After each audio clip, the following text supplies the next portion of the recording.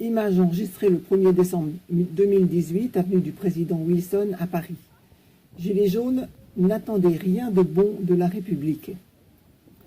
Après la terreur révolutionnaire, après l'assassinat du roi, de la reine et de Madame Élisabeth, et plus largement le génocide des catholiques dont les prêtres fidèles, la République française, accueillante pour les étrangers présents sur son territoire, auquel un temps elle donne facilement la citoyenneté, est restée barbare pour les Français, avec des répressions sanglantes culminant avec la Commune de Paris et ses 30 000 morts.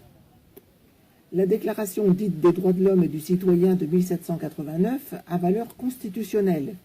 Elle est favorable à l'homme athée, jeune, en bonne santé, qui veut gagner beaucoup d'argent, payer très peu d'impôts, mais ne prévoit rien pour les femmes, qui, elles, ne sont pas citoyennes, les enfants, les malades, les personnes âgées ou handicapées.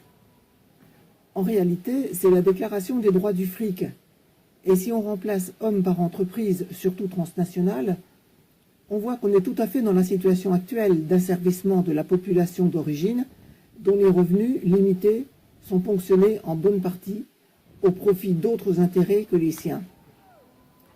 La victoire de la République française contre la véritable Allemagne a été une défaite de la civilisation. Elle a entraîné le traité de Versailles, puis l'occupation de la Ruhr. En 1933, Hitler arrive au pouvoir avec les multiples génocides nazis, dont celui des enfants handicapés et le Lebensborn. De Gaulle n'a pas bougé. Il avait 43 ans, Hitler en avait 45. Que révèle cette inaction? C'était près de 10 ans après la publication de Mein Kampf et 15 ans après la fin de la Première Guerre mondiale. La République française a beaucoup aimé le nouveau Reich, le troisième, et a collaboré activement, même si elle dit maintenant que ce n'était pas elle, tant ses actes sont impossibles à assumer. En 1937, l'encyclique avec une brûlante inquiétude, Mitbrennender Sorge du pape Pie XI, Embroglio Ratti, dénonçait le nazisme. Charles de Gaulle n'a pas bougé. Il a préféré écrire sur le problème belge. Il ne s'est pas révélé un de ces Français hypothétiques dont Hitler disait que si la France avait des hommes d'État dignes de ce nom, il ne pourrait pas faire ce qu'il voulait. Et il a fait ce qu'il voulait.